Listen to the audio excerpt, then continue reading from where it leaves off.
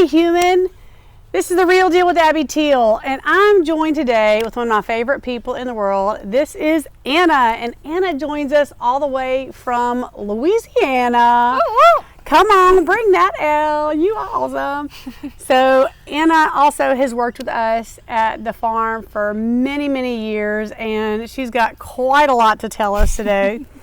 Anna is also one of our graduating seniors. So you're graduating and you just got accepted into, let's see, what's the name of that little school you're going to be going to again? University of Michigan in Ann Arbor. Woo! Okay, well, just save the major for a minute because I just think that that's sort of a fun little piece about you. When I met you out at the farm, you were just this beaming light, this joy, and so much fun. So Anna is, I know you can't tell this by looking, but Anna is the chicken master and also the duck commander. We love, shout out to some duck commander. So Anna, and you come from Louisiana too. So Dynasty. Anna has this great connection with all things animals. She can ride a horse, any kind of horse. In fact, I think, aren't you the one that, like, when the new crazy horse comes in, or we don't say crazy on purpose, but when the new horse who doesn't know they like us yet comes in, aren't you the one that ends up in the round pen with them? Most likely. Yeah, most likely. Scary off the track racehorse. Meet your master. So yeah, well, thanks for coming. I'm so glad you're here. I'm so glad that you invited me. Yeah, so one of the things that we love to do is collect stories about amazing human beings. That I wanted Anna to get to share a little bit about the kinds of things that she loves. Clearly very feminine and lovely and beautiful, and you're stunning. Recently, I think you went to prom and you were voted the prom princess. Of course, you were prom princess. And so, on top of getting into your university of choice, you also are, just have no problems being exactly who you are. But that's not the whole story, is it? No. What is? Can you tell us what major? What are you going into at University of Michigan? I plan on attending the University of Michigan with a major of mechanical engineering and a minor in robotics. So, wow, robotics. This is what the future of robotics looks like. I'm just telling you. So, here's the thing that I kind of look at you and go, that was not what I was imagining, especially when I knew you back on the farm in your chicken and critter days. I was not thinking, I bet this girl can build a robot. How on earth did that come about? So, right along 8th grade, I was told by my English teacher that after just being in her class for about a semester, that I would most likely not succeed to get to graduation, and I'd probably need to be in special ed classes. Whoa. So not what I was expecting and pretty much not encouraging. What a horrible blow to be dealt. That's not typical teacher. Sorry on behalf of teachers everywhere. We don't mean it. The same year, I also joined a robotics club, but since I had to be pulled out of that school because of the toxicity of that teacher, I didn't have the ability to get back into robotics. Oh, wow. Until I joined the farm. Oh, so the farm wasn't all chickens and critters. What else? Tell us how the robotics and all of this mechanical engineering business came about. So, on the farm, as you well know, there was an 80-year-old man named Bill Moore.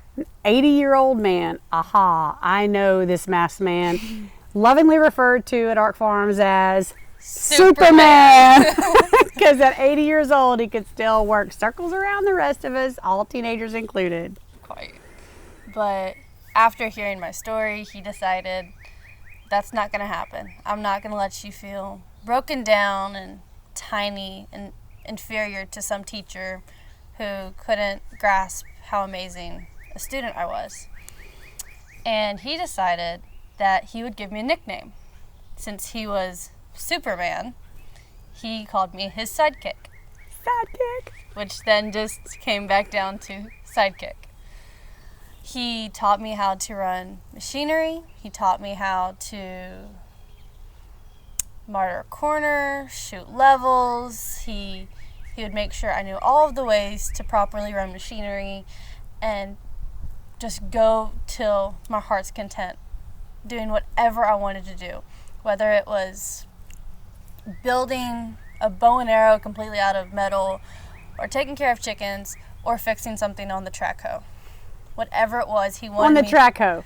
Now, I know that he had a rubber tire backhoe, and then there was a giant Samsung track hoe at various stages of working from time to time. Your first ride, I remember, was a Massey Ferguson tractor. We love that Massey. That was awesome. Bertha. But what is your all-time favorite vehicle? If you can drive anything in the whole world, what would you drive? A skid steer on tracks with a front end loader, or a bush hog. Oh, the front end bush hog. That's the good stuff. Woo! Watch out, here we come. If you don't know what a front end bush hog is on a skid steer, it is there's a tree, and then you look behind you and no, there's not. Bye tree. It's all over. That's the most fun in the world. So I totally resonate with that. I'm not usually the one driving because the kids take them.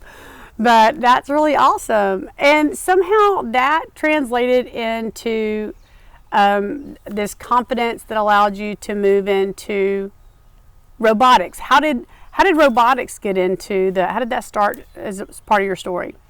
So ever since I was really young, I always loved the thought of robotics. The fact that there's this machine that you can put these Lego pieces made out of metal together and then add a couple wires, and then magically it did this cool thing. Magically. I can barely work a cell phone, and hers can magically do this cool thing. And so at the time I asked my mom, hey, can I get a robotics kit? And it would just come in these boxes, about $25 a piece, and they just have their own instructions, piece by piece. This is all you needed. And my first one was a Coke robot. A Coke, like a Coca-Cola? Yeah, like a Coke can. Coca-Cola robot. So, can you describe this, please? Despite what might be going through your head right now, my Coke robot would have a wire tied from one point of the room through whatever room you wanted to wherever you're sitting. Normally the rooms would be the kitchen to your bedroom. This is genius. Because this makes sense. And so the robot would take the can from the refrigerator. All you have to do is take it out, put it on the robot, click a button, and it would bring it all the way to wherever you were sitting, and you would have it magically brought to you. And all you had to do was flip the switch, and it'd go all the way back. How old were you when you started the Coke robot fiasco? 7. 7 years old. Okay, so I think that when we introduced you and said, believe it or not, this girl was the prom princess, we all went, yeah. We all went, yeah, I can see that. When you got to the skid steer and the robot, we were like, say what? Or if you're from the 80s, what you talking about, Willis? So this is just crazy. And now you've gotten into your dream school. I think you must have an incredible courage and incredible confidence. Have you always felt like I can do anything? I can just, kill it. I'm on it. Let's go. Woo! No. So there's a flip side to that story too? Yeah. I'm not going to push you, but do you feel like you can share a little bit about that?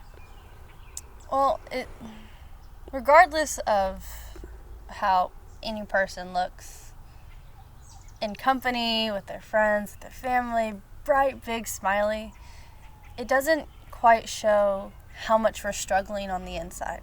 Okay, so can you tell us more about what do you mean when you say sad?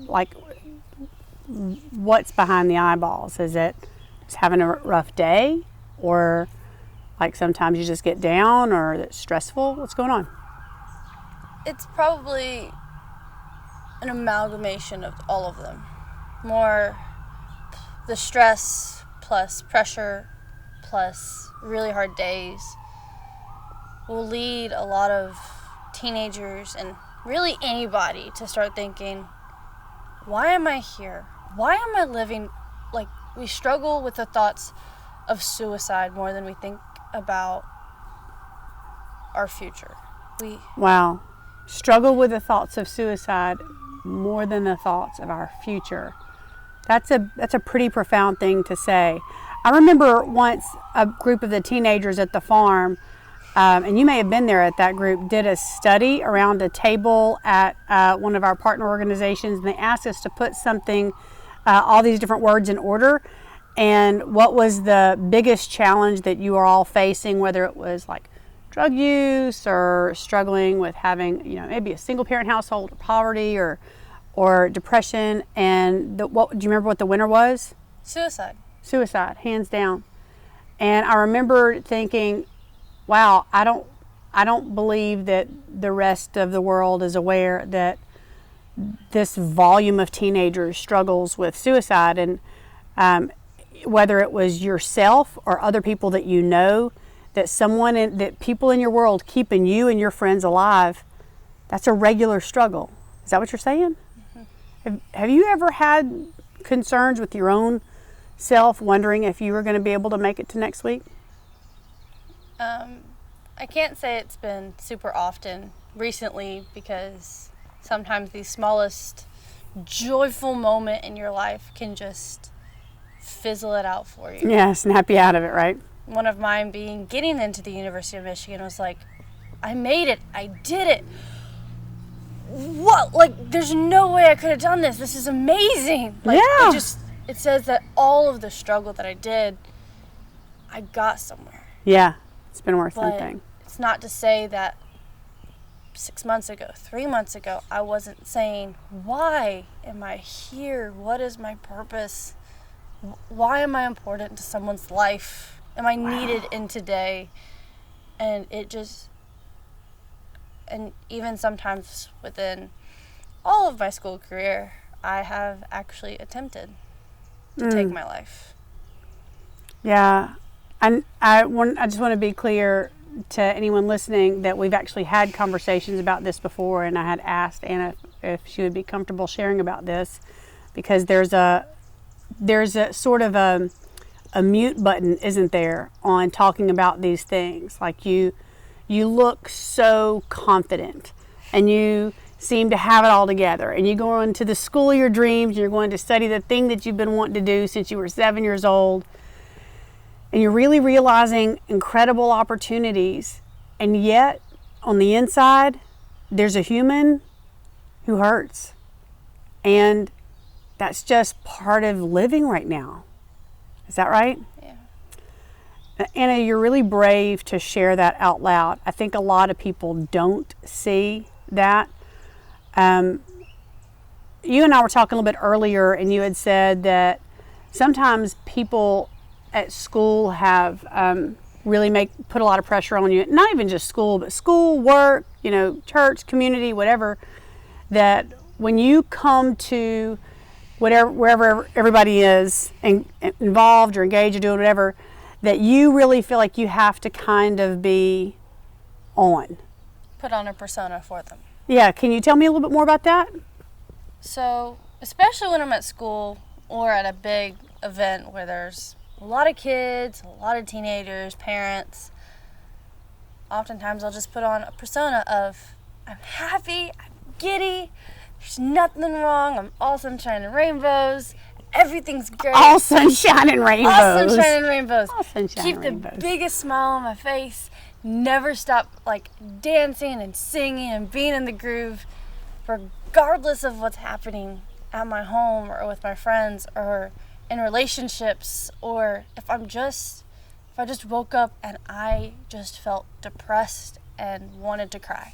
So you really feel like then it doesn't matter what's going on. I think that what I'm hearing Anna say is, if I can just translate, again, that even in going to school or going to one of your practices or even being at the farm sometimes, having to go and be like the personality that is, I got it, everything's great, we're happy, woohoo, high five, you know, sunshine and rainbows, to quote Anna, sunshine and rainbows. Well, on the inside, really heavy and dark. What can your friends, what can other human beings, whether they're teenagers or adults, coaches, people who are at these places, teachers, what can we do to allow you to not feel that pressure, to give you the permission slip to fully be all the rest of you? Like, how can we be helpful in that way? Open up a space where I don't have to put on a persona, I don't have to put on a fake smile. I can open up a space where I can just walk in, and if I'm not feeling it, I just walk in with whatever my attitude is that day, and just my friends still accept it and understand she's human. She deserves to be able to feel sad or frustrated or just not want to do anything today. She deserves a day to do that. Yeah, to have that moment where I think you had said something earlier when we were talking about that being silent doesn't mean that I'm isolating or lonely. Sometimes I'm silent because I don't want to have to say anything. I just don't want to have to. Like, to give yourself the permission to just go, can I push pause on me having to be this for you right now? Silence isn't always loneliness. Silence isn't always loneliness. Sometimes it's just a need to be who you are right there. And if we can just, like you just did, take a deep breath and go, hey, you know, like, I don't need you to make me feel better about you having a day where you're not fulfilling my needs or you're not making me happy. Thank you for that education. I really needed that. One of the things that I happen to know about this girl is that she has a special kind of command of the English language when it comes to relating to other humans. And I don't know if it's because of all your time at the farm or working with 1,200-pound animals who, you know, are learning how to be friendly under your care. But Combination of both. both. But or just because who you are with my skid steer queen over here. I know that a lot of times when you're a pretty girl or just whoever in the community, you get catcalled. You get often. You get sometimes followed to your car at the gas station. And you get people try to intimidate you into being in a relationship with them. You've learned some strategies in your time. Definitely. So can you share a little, for those of us who are not like, you know, Anna in the world, could you share with us a little bit about, like, how do you set boundaries? How do you stay yourself? How do you remain confident and beautiful and courageous and not stop being you, but also be out there in a world where people are trying to morph you into what they want you to be, like, especially if it's in a relationship with them. You want to talk about that a little bit? Well, like you said, I have experienced many times being catcalled, followed, pressured into things I didn't want to do, and really stressed out as manipulation into doing something. One of the occasions was a friend of mine that I met at school. Good friend, we had chatted, close and everything. He had decided to ask me out on a date, but I had made an agreement with him. Yes, I have had feelings for you. Yes, I do like you and I understand you like me back. But because I was so close to the end of my senior year, and also just inside information of knowing that I'm going to college in Michigan, he's going to college in Maryland. That's 900 miles apart. Oh, maybe not 900, but it's a long way. It's 9 hours, right? Not, It's something. Yeah, Anyway, it ain't close. We know it's ain't close. It ain't close. But I had told him at the beginning, before we ever started, like, kind of flirting with each other, kind of just being nice to each other like that. I told him, nothing can come out of this. I'm not looking for a relationship. I'm not looking to date. Because it's so close, and it'll only end in both of us hurting or struggling or stressing ourselves out about something, that it's just, honestly, it really wasn't worth it. It won't help me or help him. So that's really honest. So you were honest, and how did that play out? Did that work? For a while. Okay, and then? One day while I was working, I got a text from him saying, will you go on a date with me? And just to clarify with him, I wanted to say, do you mean just go on a date or start dating? Because going on a date is he's taking me out to dinner. But that doesn't mean that we are in a relationship. That's just a date. Okay, so did he get the message? He did not. He did not. And you knew that because I already know the end of the story. So what happened at school the next day or so? So while I was at work, I told him no. I already told you this before. I'm not looking for a dating thing. And so when I got to school the next day, he said, hey, can I talk to you real quick? And he pulled me aside, and we walked into this classroom where some of my friends were eating. I didn't think any second thoughts about it because they're my friends. Sure. Who cares? And he gets up on one of the stools and says, in the loudest voice he could say, with such proudness behind his voice, he said, Anna, will you go on a date with me? And I looked at him. Wait. Hold on, pause. Picture this. Sicily. Actually, so picture this. This guy standing up in the middle of this room with all the folks in it, all the friends. He's going to stand up on a chair, make this grand gesture after you have repeatedly said, no. This is a no. This is a no. This is a no. I think there's a song about that. So he makes this grand gesture, and everyone's like, and you went, no. Again. And all your friends went, great. Girl. Good job. No, your friends said what? They said, why would you do that? That was so romantic. That was so sweet. And I said, I have told him, as I have told y'all, I'm not looking for a relationship. I'm not looking for this. I got 3 months until I graduate. Yeah. I do not have time for this. Repeat. So when they didn't get it, how did you feel? Did you feel like you were being shamed by your friends because all of a sudden the gesture was there and you're supposed to kind of bow down to that? I felt a little bit pressured and also a little bit embarrassed. So literally using peer pressure to try to get you to say, I'm in this. The fact that they were all my friends. Yeah. Was this isn't just random people that I could be I won't see y'all. These are my personal, close friends. I want to just push pause here for a second. So, this is something that is strategic manipulation. And this is no shade on this fella, because who wouldn't want to go out with this great girl? But strategic manipulation, when someone's trying to work all of the different things in your life to try to corner you and to push you into a decision that you don't want to make right then, or to not necessarily have to agree, those things actually are reducing your right to vote. It is really limiting you getting to say, this is who I am. And I think for you to stand up for yourself, and even it's one thing to say, we've had this conversation. It's another thing to say repeatedly, no.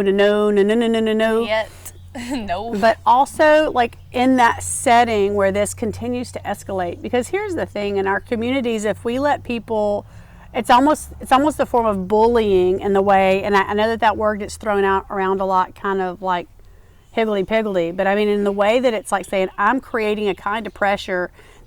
If you had given in to that, what you would have taught that other human would be that, just keep intensifying pressure and you'll get your way. It was actually a kind of a loving, kind gift that you gave yourself and him and the people watching, that you were able to rather admirably hold your own, take a stand, and say, even if the answer wasn't no before, it's especially no now. It's especially now. Clearly a no. And I think that that's not so much even about dating as it is about like taking your voice back and having your power and having the right to be heard. I think you're just an extraordinary human being, and I look for great things to come from you. I'm so excited that you're in our community. You've championed so much. I know Anna was on the team that led the Each Youth Recycles project, and so that was really incredible. And I really think that had a lot more to do with her just wanting to play with power tools. So I'm just putting that plug in. Well, that skill saw wasn't going to use itself. I will neither confirm nor deny whether or not that is right. So I think that there are going to be great things to come from you, and I just look forward to hearing you have your voice even more. And Anna, I love that you have a lot in your heart and in your soul that you can share with communities. Before I let you go, is there anything that you would want to say to like neighbors and folks in community or people back in Louisiana or back at the farm or even just where you are now? Like, how can we all reach out and have our voice and at the same time make room for people to be whoever they are that day? What's a tip? What's a trick that you could share with us? Try looking past the smile and understanding that some of the things that are unseen are a lot harder than the ones that are seen. And just knowing that everybody is struggling, maybe not as hard as somebody else. Maybe someone just got to be on a test and they have really, really strict parents. There we go. Yeah, there you go. Or maybe it's that they lost someone. Both are still struggles. Yeah. And just understand that not every smile is a true smile, and that everyone deserves to be a human being. Yeah. Regardless of the environment they're in. I really appreciate that, and I think that it's something that we can all take home and kind of learn from, and especially to be able to say, I can see that person over there, and maybe they feel like they have to be clever or interesting or always have the answer. I know I do, but just to feel like, I've got to live up to this kind of expectation in my community. But lo and behold, if we could see behind their eyeballs, they might be a person who's struggling with a rough day, and maybe for them getting a B on their test would be the worst thing in the world. For some people, getting a B on the test would be like, hallelujah, Some folks like, come on. And so I know finals aren't quite over, are they? So, but also just to circle back to what you said about like even having your voice heard and being you, whether it's a dating situation, whether it's not underestimating someone because of what they look like. You can clearly both be the prom princess and a robotics engineer at the same time. And I think just being able to make room, like you said earlier, make room for us to be who we are, all of who we are, and to not put that pressure out there that says, I really need you to fit my mold. Like, for me, you're happy girl, or for me, you're silly, or whatever. Kind of allowing each side of a person to be shown. Yeah, all the different sides, because we're multifaceted human beings. Well, this is fascinating to me, and I know you have a lot of stories, and I'd like to visit with you again sometime, and you can share more of those. Yeah, so we're going to watch this space and see this incredible life grow. And for more stories like Anna's and others, keep a lookout, because we've got a book coming out in the fall, and also more podcasts, and you're going to be learning how to build life in our community, because after all, we need your voice in the conversation, and your voice in the conversation, and my voice, and all the other folks, because we know that building life together is an us together thing. It just is. It is. Isn't that great? See you around at abbyteal.com.